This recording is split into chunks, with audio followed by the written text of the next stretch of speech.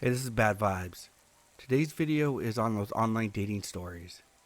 You know, you go online to try to find someone, and you end up finding the wrong type, the dangerous type. So make sure you hit that like button, as it really helps, and sit back, relax, and enjoy. So about a year ago, I moved into a new apartment. It was my second year of living alone. The city was relatively small, and I go to the local university there. One night I was bored at home and decided to set up a Tinder date. I was talking to this apparent normal guy and asked if he could come over to my place. At the time, I didn't see anything wrong with that, so I invited him and told him that I lived alone. About 20 minutes after the message, he arrives at my apartment wearing a black hoodie, big earphones, and he asked me if there were security cameras in the hallway, which was odd. I said that there was a couple, and from that, I could tell that I just made a mistake. He got into my apartment, and we made out for like 10 minutes, in my bed.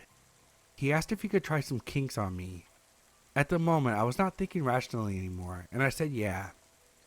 He started biting my neck, then my chest, then my legs, and then he started getting into some really weird kinks. He started pinching me really hard, pulling my skin, and really digging his nails into my body.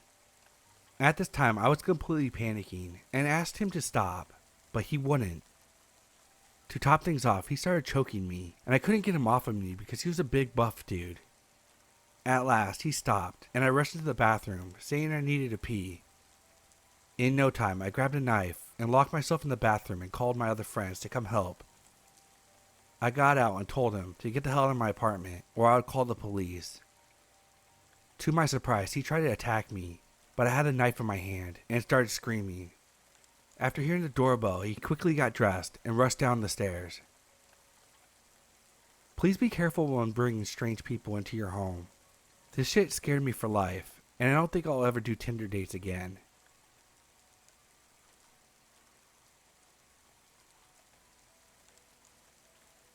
For some context, this took place in June, about 2 weeks before I turned 18, and I'm a female. I had just finished my A-levels and decided to join Tinder for a joke, just to have fun and waste a bit of time. I thought it would be fun to put Snapchat in my bio, just to see how much people would add me, and I admit I enjoyed the attention from guys. People added me, but no one actually messaged me except for this one guy.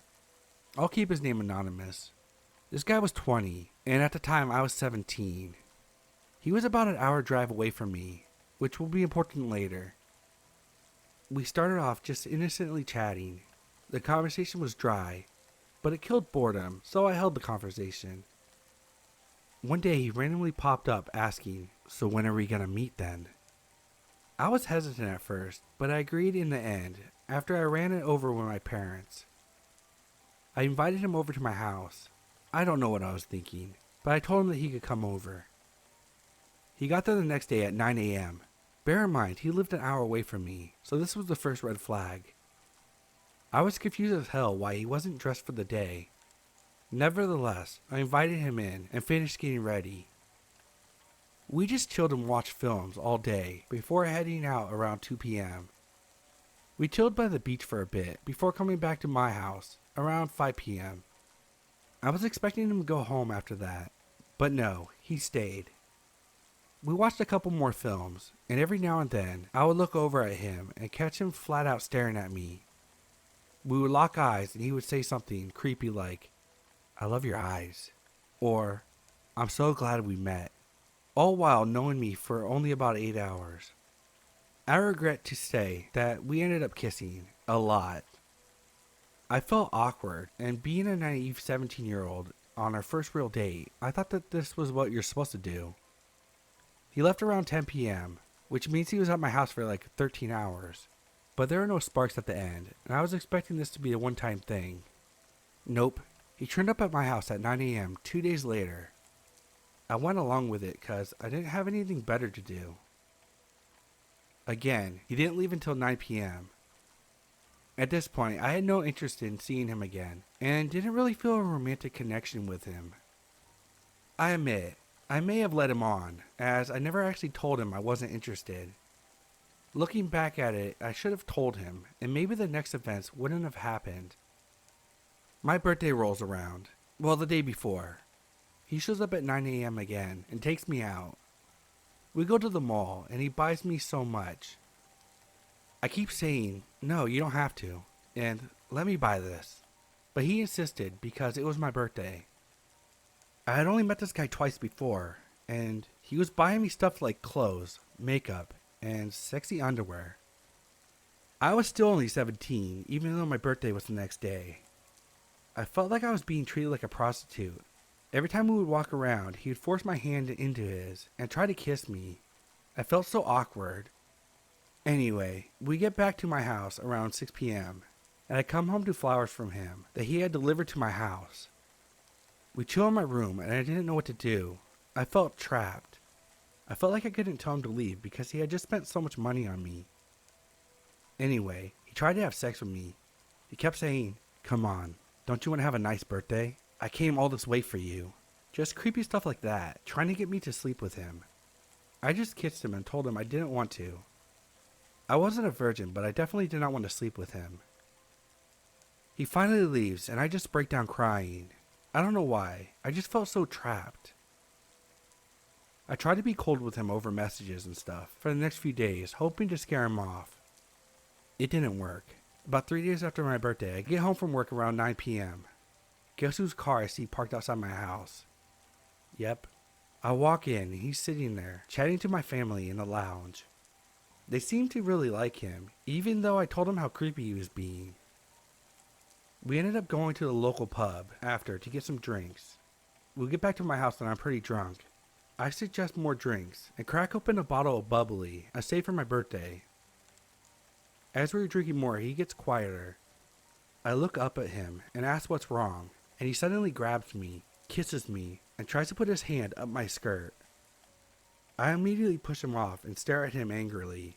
He looks at me in a really sinister way and says, "I deserve it." Because he had drank, he couldn't drive home, so he just stayed over. I tell him I'm too drunk and I want to go to bed.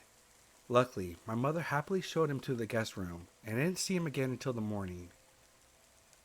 I woke up around 9 a.m. and walked downstairs to find him cuddling my cat in the garden. I tell him I had a call from work saying that they needed me in an hour and that he needs to leave. He tried to protest, saying that he'll just wait till I'm off and we can hang out, but I just tell him no and that I'm seeing friends later, which wasn't a lie, but the work thing was a lie, to get him to leave quicker, and yet he still protests, saying that we can all hang out together. Eventually, he takes no for an answer and leaves.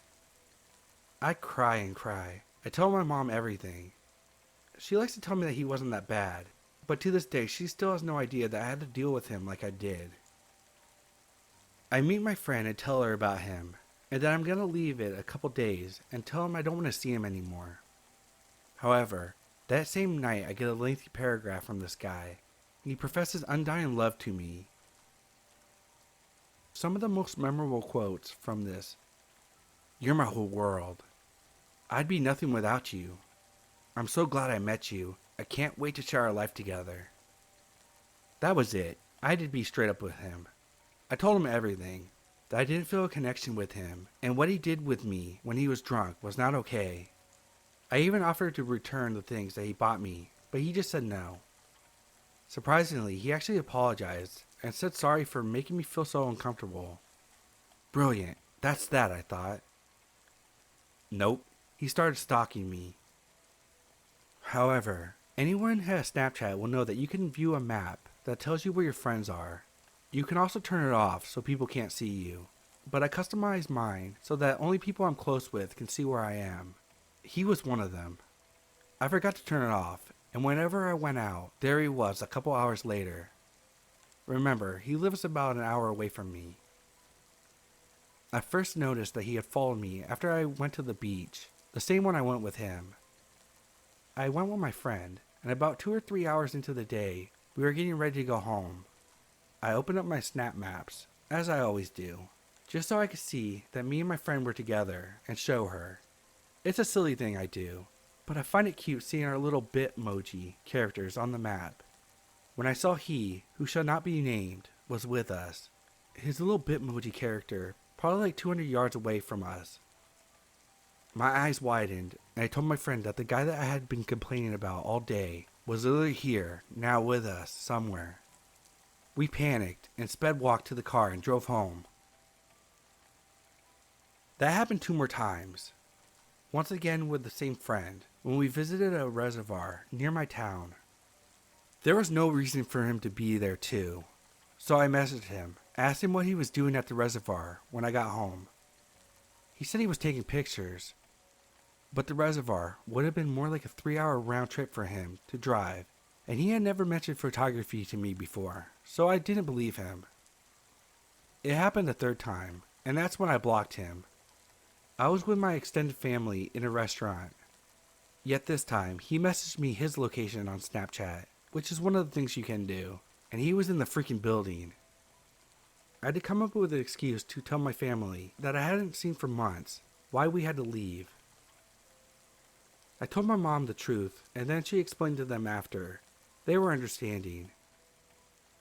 I had enough. I didn't even message him again. I blocked him on everything, and luckily, I haven't heard from him since.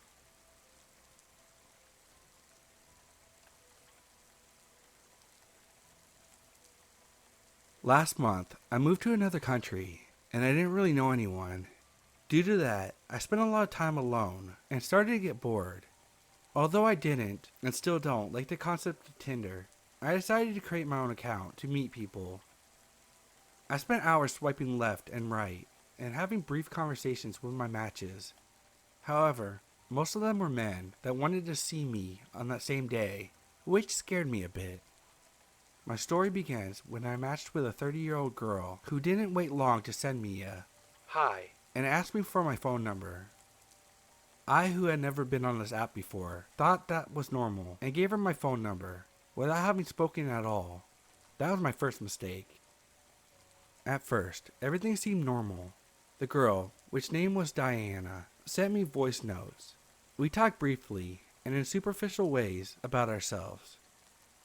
She seemed very, very interested in talking to me, since on several occasions she would double text me if I didn't answer quickly. And I'm not gonna lie, I found that curious. However, I paid no attention. The second day of talking to her, she asked me to meet her somewhere. And even though our conversations had been superficial, I said yes, and we set a place and an hour. Hours before our meet, I started to regret it. I deleted Tinder and sent her an apology message. That was where things got weird. She texted me that it was fine, but a few minutes later she sent me several messages, but deleted them within seconds so I couldn't read them. A couple hours later, she tried to video call me. I didn't answer and told her that I was busy. Despite all that, she called me again and again. I kept saying I was busy, but still, she called me twice at 2 a.m. By this time, I was out and drunk, and I blocked her. I felt a little bad about it, but come on. I'm a woman in her early 20s, living in a foreign country, so at the same time I felt relief that it was over. Except it wasn't. I woke up to a hello from an unknown number, which profile picture in WhatsApp was of an old man. I asked him who he was, and in less than a minute I received an answer. It said, "Hi, it's Diane. This is my dad's number. Why do you block me? Did I annoy you?" Even in spite of how bizarre that was, I tried to empathize with her and answered with the truth. Again, she told me that it was fine, and I blocked her dad's number. In less than 2 hours, I received another message from another unknown number. It said, "Hi, it's Diane. Why do you keep blocking me? I need to talk to you. Text me." At this point, I no longer find it funny. I tell her that I'm not interested in talking to her, and she literally tells me, "I need to talk to you about something. There's a girl who is harassing me. She does black magic." I repeated that I'm not interested, and she goes like, "You don't believe me, do you?" And I blocked her again, for the 3rd time.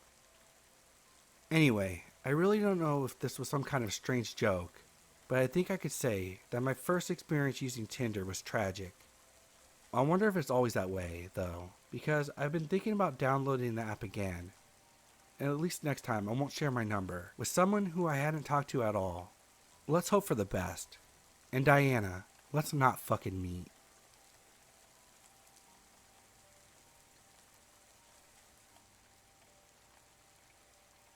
So this happened about 1 month after I finished high school. I was 18 at the time and tired of being inexperienced.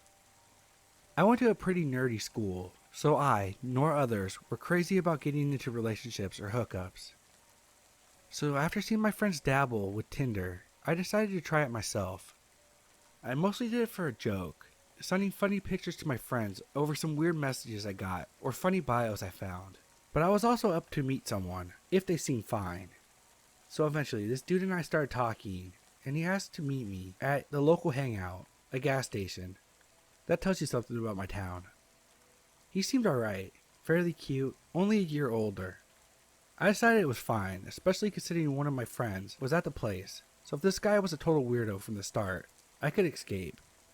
But it was fine, and the first time we hung out in his car, nothing drastic happened. We kissed, but that's all that happened. We hung out in his car again and drove around and made out, but once again, nothing drastic happened. Both of us were kind of just trying to lose our virginity and get it out of the way. My car was small, and so was his, and both of us had pretty strict parents, so we scheduled to meet up next Saturday at a cheap motel to get it over with. So that day comes, I wake up and I'm literally in the worst pain of my life. I was on birth control, but it just made it worse, and I'm in terrible pain.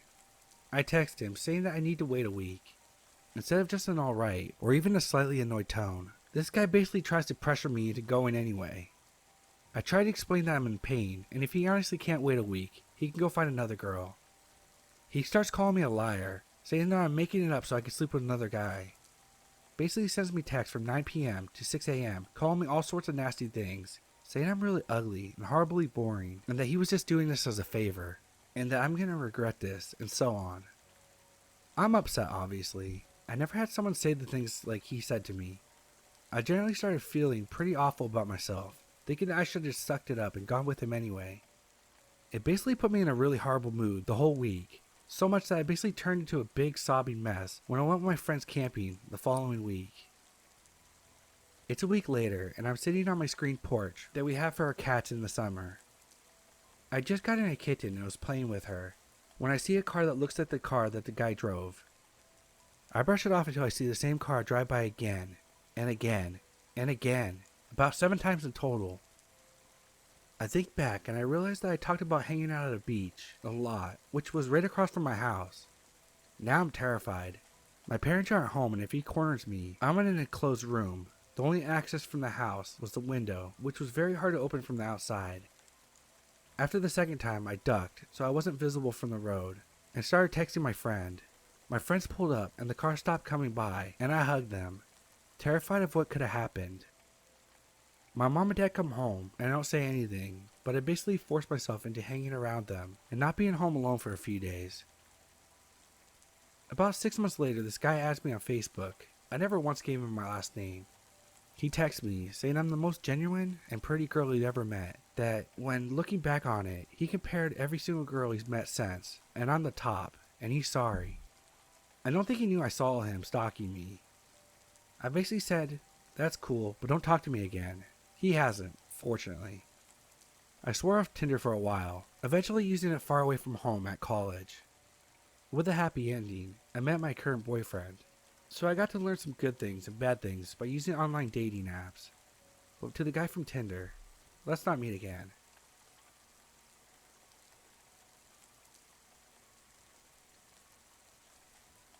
This happened over a year ago, so I'm safe now.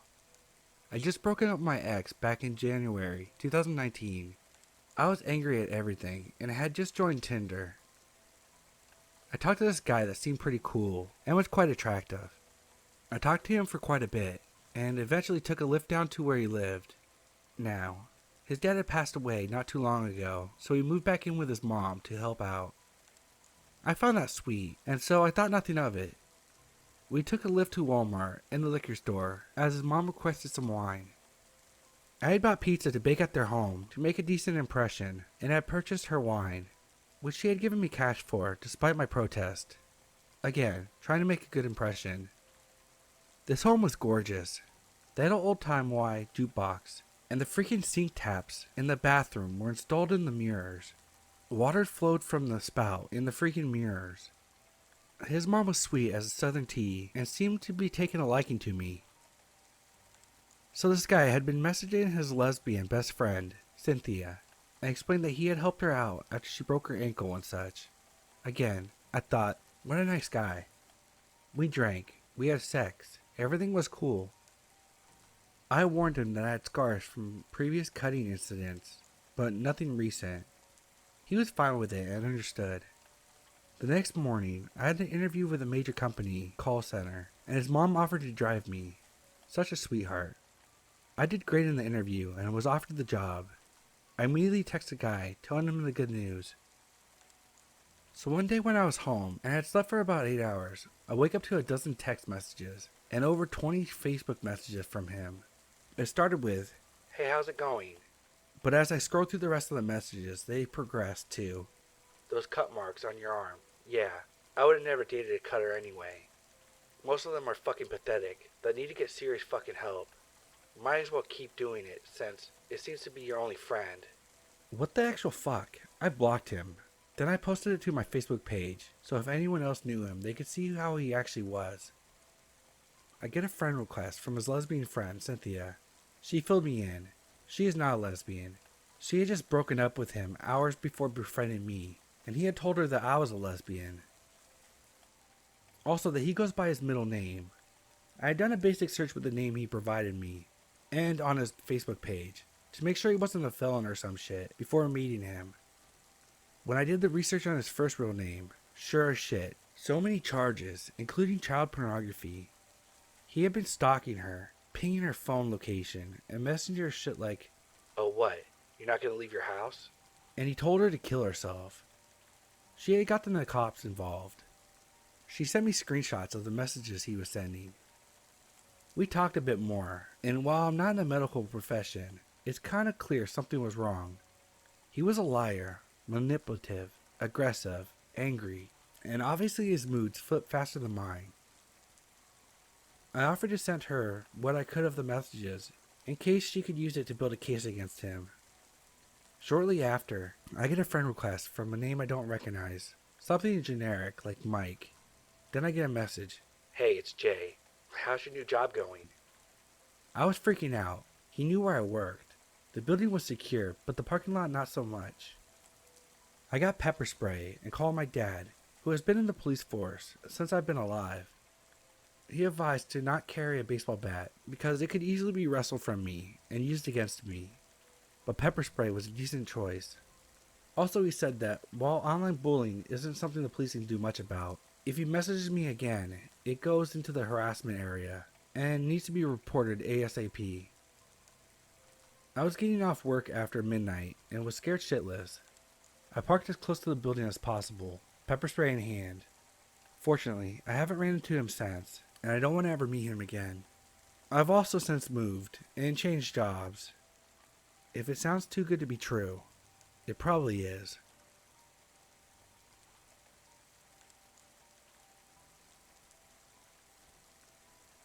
The story all happened in the last 3 weeks, and the final part hopefully just took place this morning. So to set the stage, I'm a single dad with a daughter who is about to turn 3. I don't really have time to hang out and meet people, so I decided to put myself out there, and I made a Tinder profile. I had a few decent dates, but nothing too special. Then, about 2 or 3 weeks ago, I matched with a new person. She lived about 30 minutes from me and looked cute, so I messaged her. We start talking and she gives me her number. We text for a week or so, and things seemed great. We both seemed to be on the same page about things, and that neither of us wanted to rush into anything serious. So we decided to spend the evening together. The first evening went well. We got along great. We did the same thing a few days later, and again, everything went fine. But after about 2 weeks, it became clear that she wanted to start an actual relationship, and I wasn't ready to commit to that. I made it clear, and she seemed to understand and accept it. After some of the things she said though, I was seeing some red flags, and I wasn't sure if she was actually going to respect my wishes and not try to move things forward into a serious relationship. There were a number of things she said that made me think that she was a bit emotionally unstable, so I decided to take a few days to think about things and decide what I wanted to do. We had been texting at least a little bit every day, and I felt like the daily connection was not helping to convince her that I was serious when I said I wanted to take things slow and not jump into a relationship. So on Friday morning I was texting her, and then just kind of stopped replying. I didn't think much of it since I was really busy anyway. She came to my house that night, just showed up unannounced.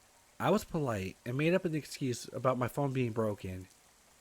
She claimed that she showed up because she was worried that something happened to me, since I always replied right away before. But her showing up at my house was another huge red flag.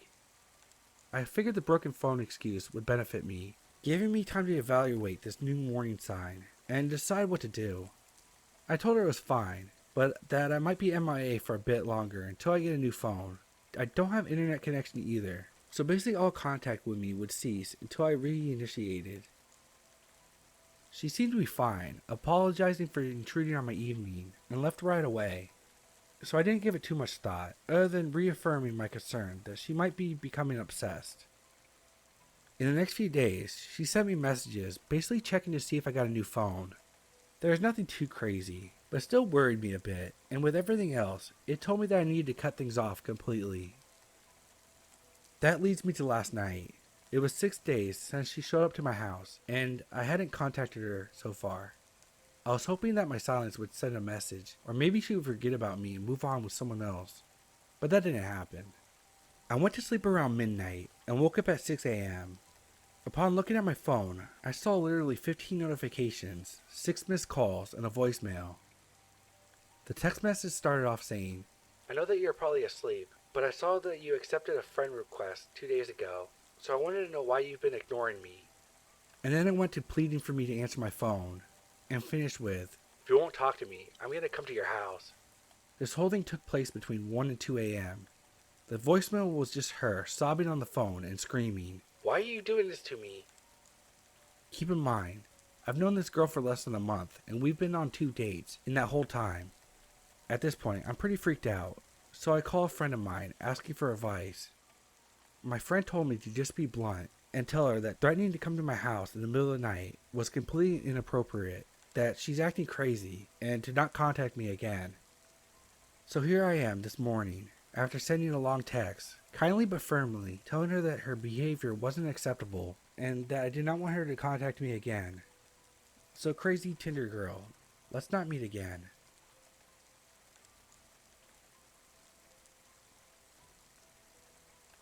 I'm going to warn you now, the story is a bit long and quite a doozy. This happened 6 years ago. I'm 27 now. I apologize if there's some small details missing or that I don't remember. I had gotten out of a 3-year relationship that didn't end particularly well. I wanted to change the scenery, so I decided to try my luck on this site called OKCupid. I know. Terrible idea. I'm well aware of that now. But hindsight is always 20/20. In my mind, most of the dating sites are a cesspool of catfish, creepy people, and desperate people. To my surprise, I actually went on several decent dates. No red flags, creeper vibes, or any weird feelings. Luckily, I made my mom aware of what I was doing, so whenever I'd go on a date, she'd know where I was and when I was going to be home. Mama didn't raise no idiot, right? Wrong. This is when I came across Dennis's profile. He seemed chill, kinda cute, and somewhat interesting. I decided to send him a message. He was playful and had a sarcastic sense of humor, which was right up my alley. So I decided to give him a shot. We met at a coffee shop and had some engaging conversations.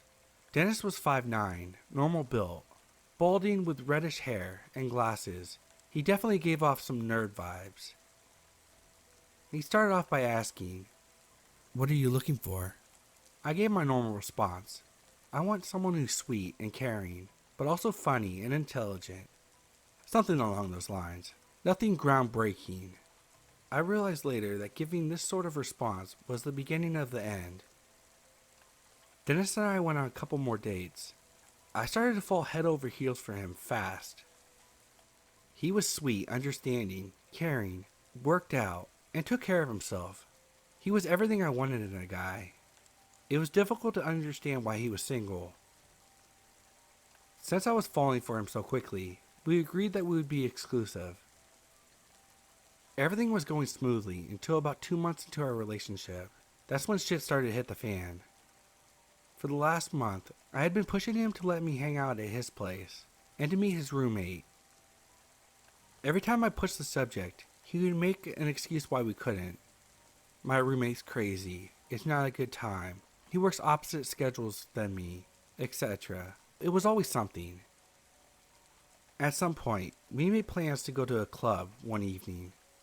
I was dressed up, ready to go, waiting for him. He ended up not answering his phone for a couple hours. I thought his phone must have died since whenever I would send him a message, it would never say delivered, for those of you that are Apple users. I ended up deciding to go to his place to see if he would open his door. He lived about 15 minutes away from me in an apartment complex, and it was the middle of the winter. It was so cold. I knocked on his door, no answer. While heading back to my car, look who decides to show up. None other than Dennis himself. And guess who he was with? Yes, you're correct, another woman, which I later found out was his long-term girlfriend, Jessica. I quickly made my way over to him, and the look on his face was fucking priceless. His face deadpanned as soon as he saw me. He whispered something to the girl that he was with, and she made her way inside. He came over to me and was speechless at first. I'm very surprised to see you here. Really? We had plans, remember? I wanted to see if you were home. I do remember. My phone died, so I didn't receive any of your texts and lost track of time. We were at my friend's birthday party. Who's the girl? My roommate. I thought your roommate was a guy. He is. She's my other roommate and a very good friend. Mind you, I'm a very skeptical person, and alarm bells were definitely going off in my mind, in accordance to my parents' numerous warnings. However, Dennis is the sort of person who is very good at talking himself out of situations. He was an excellent liar, and being naive and insecure person I was, I believed him. We ended up going to the club after I waited outside in my car for almost an hour. I didn't think about it much since I was getting what I wanted and nothing was said about his girl roommate. Over the next month, I kept pushing Dennis to meet his family and his other guy roommate. He eventually caved and brought me to see his mother. It was an extremely odd experience. We talked about books and some of Dennis's friends, and I made a snide remark about how Dennis's guy roommate was fucking nuts. Dennis's words. And they both gave me the strangest glances. This would all make more sense in about a month or so. Eventually, I started to realize Dennis' stories weren't adding up, and I started seeing holes in his stories. He would only see me on Tuesday and Thursday evenings because he worked a lot of overtime. He would never be flexible or change his mind, or even allow me to attempt to change his mind. If he was late coming to see me, which started to happen frequently, he would send me screenshots of his work and his vehicle in line for getting washed, or would send me screenshots of his bathroom saying he just wanted to freshen up. When I asked him for a picture of him in that moment, of him in the bathroom mirror, he declined. He refused to send me any pictures of himself, proving that he was where he claimed to be. He would also take unusually long bathroom breaks at my house after sex, like 20-minute long breaks. I know, another huge alarm bell. Everything came to a head about a month or so later. I told Dennis I wanted to go somewhere with no phone service so that we could truly spend time together without technology being a distraction. He agreed, and we ended up making plans to spend 2 or 3 days in Canada. It was still early on in our relationship, about 4 months, and my mom wanted to make sure I was safe, so she decided to take down Dennis's driver's license and made a copy of it, as well as his license plate. The trip ended up relatively uneventful until the last evening in the hotel room. I'm not sure if it was on purpose, or if he was actually asleep. Dennis ended up rolling over to my side, pulling me closer and saying, "I love you, Jessica." This made my blood run cold. I was so upset. Tears started to blur my vision, and I got up out of bed. My parents were right all along. He was a liar and a cheat. Did I break it off? No, of course not. That would make too much sense. I was naive and desperately in love with him. I didn't want to admit to myself that I had been played or that I was a side chick. So I acted as if nothing was wrong and that I didn't hear what he said that night. Of course, he didn't get rid of the aching feeling that I had for several weeks. I began to have bad anxiety and panic attacks on my way to school because of a bad feeling in the pit of my stomach. Dennis was constantly lying to me, and I mean constant. It was so bad, I ended up starting to feel really angry. I let the feeling simmer for a couple days until I decided to do something about it. When realizing that you were right all along and things weren't just a strange coincidence, it's very bittersweet.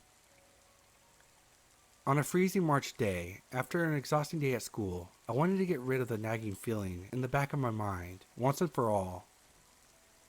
I decided to head over to Dennis's apartment complex to see if he was still lying to me about living in an apartment with a girl roommate.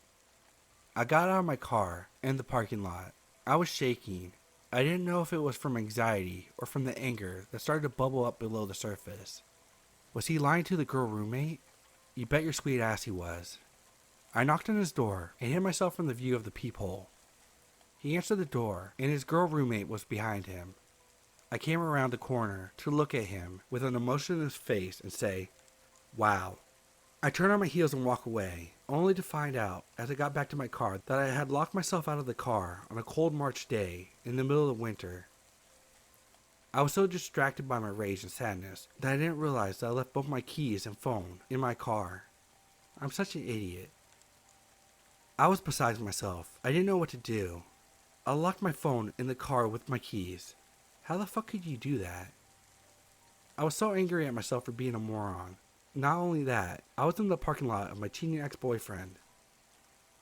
With nothing else to lose, literally, I walk back to Dennis's apartment and knock on their door. Jessica answers and I beg to use her phone to call AAA. Jessica surprisingly agrees to let me use her phone. The entire time, Dennis is agitated and keeps walking around. At one point, he even went outside with a coat hanger in an attempt to unlock my car, but to no avail. During that time, I took advantage of me being alone with Jessica to get some information on her, like how long they've been together, where did they meet. I was shooting 20 questions at her rapid fire before Dennis came back in. By the end of it, I had more than enough information to prove that Dennis was not who he says he was. Everything started to make sense and the puzzle pieces were connecting. One of the biggest aha moments for me was when we both were talking about being in a relationship with him on Facebook. It turns out, this sly motherfucker created 2 different Facebook accounts to ensure that he was in a relationship with both of us, only to block the other girl on that account, guaranteeing that neither of us would ever come across the Facebook account.